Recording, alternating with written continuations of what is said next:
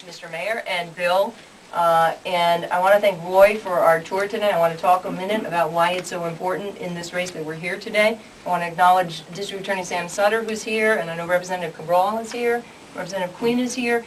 This is an example of exactly what I want to be able to do as the new U.S. Senator, which is work with the mayor, work with our elected representatives in the House, work with our public officials, our safety public officials. I know the Chief of Police is here. We've had a great relationship at all those levels to make sure that we keep kids safe, that we keep our streets safe, and that we start, as I've said, to turn the economy around. And this is a perfect example of what we can and should be doing in this region around manufacturing. Now, people think Massachusetts doesn't do much manufacturing anymore. Well, we do, as we've seen today, and we can and should do more in a place like New Bedford where we can do the high-tech and the biotech, but we also should be investing in and looking at the importance of an industry like this, where we have a niche business, and particular of interest to me is family-owned business, has room to expand here on a new site in the last year and a half, and particularly being very smart about his marketing. Looking forward to a market that can grow because of the importance of catalytic converters in the environment, employing local folks, up to 30 or so now, and particularly looking at how he has interns and those who are going through the Voc Tech School here who will come and learn the skill jobs of welding and the other pieces they're putting together these catalytic converters. That's exactly what I think we should be doing to help small businesses get out of this economic recession, to focus on particular areas like New Bedford with our elected officials in private sector, and then focus on within that area the sectors that need assistance, and we can be helpful with at the federal and state level. The fishing industry, as Bill mentioned, federal government can help, but also should get out of the way in some instances. And I know that from some of the work I've done on the environmental issues as the Attorney General. I'm familiar with that and know where the federal role should be appropriate. But particularly, there are two proposals that I made yesterday that would be very helpful for a business like the one we're at now, which is a tax credit for hiring people, whether they're veterans or others who are looking for jobs. Let's get small businesses back to work. The market is slowly evening out.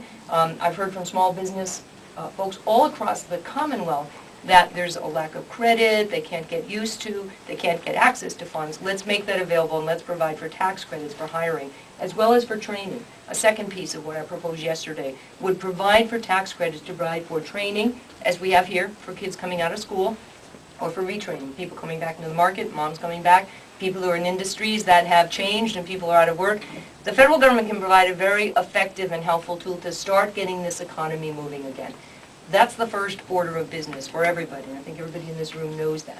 It's what I've been helping to do as Attorney General, what I want to do as new U.S. Senator, as well as looking at a tax policy that will help our middle class, make sure that we take the squeeze off the middle class, and that we assist them with tax credits for college and other ways in the plan that I released yesterday that will ease that burden, while we also let expire the tax policy that would affect the top 2%, the wealthiest Americans.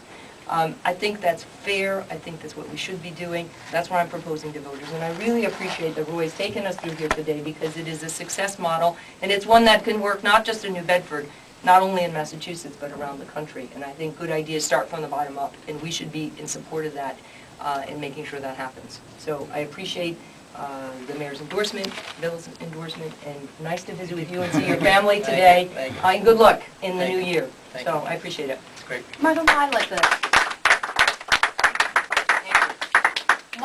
why let the Bush era tax credits expire?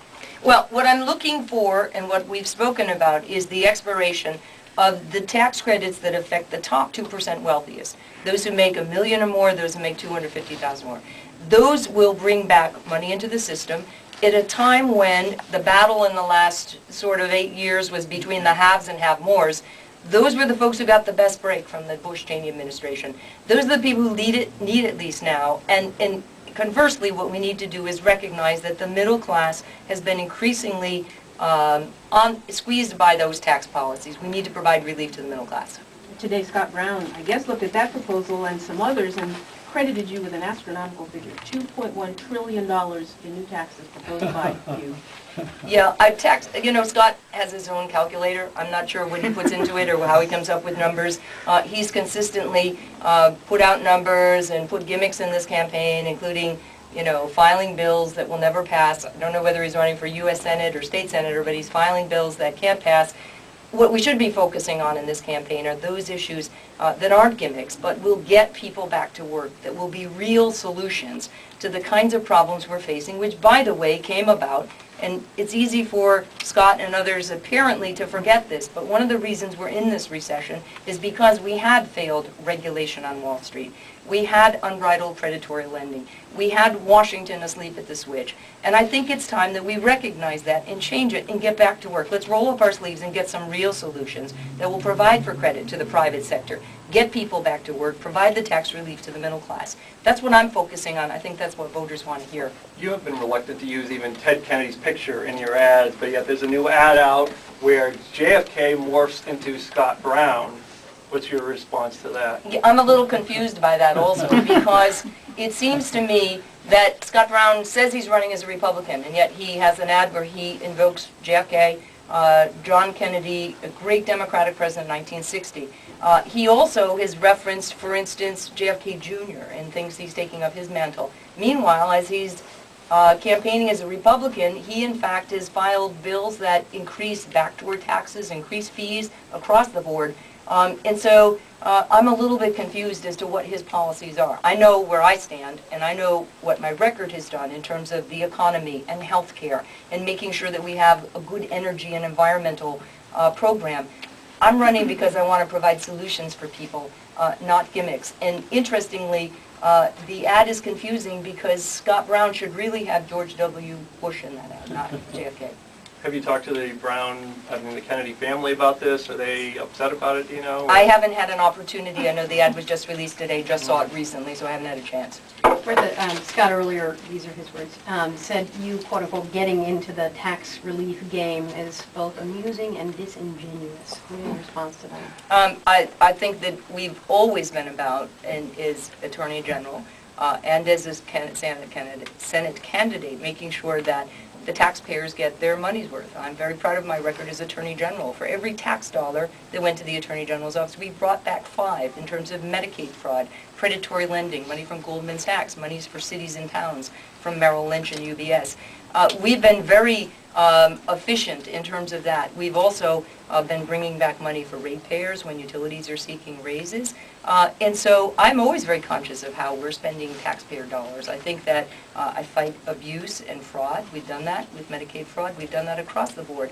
I'm about getting solutions to the mess we're in, not talking about gimmicks like $1 trillion that he can't account for, and saying he's, in JFK's model, and that he's going to file bills that, frankly, he filed a bill that said, we're going to take away important mandated and preventive health care issues. So I think voters want solutions, not gimmicks.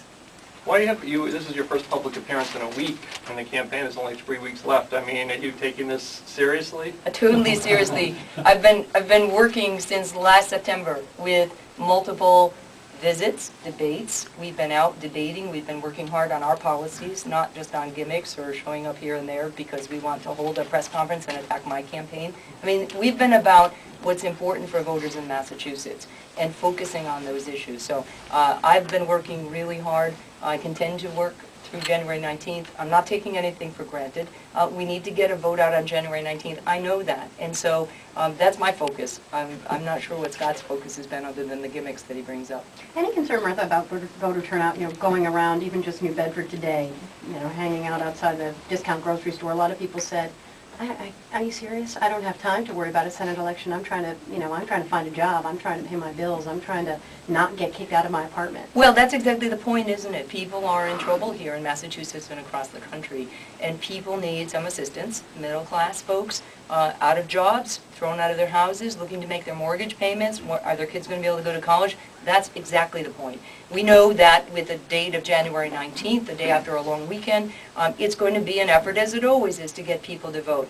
But our hope is that people will recognize, as we go forward, that it's really important. There are choices here as to who we will send to Washington, and I'm asking the voters to send someone to Washington who has a proven record of tackling tough problems head-on and getting good results. Do you think Scott Brown even looks like JFK a little? Or? I don't. Thank you all. Very good. Thank Thank you. you. I appreciate it. Thank you.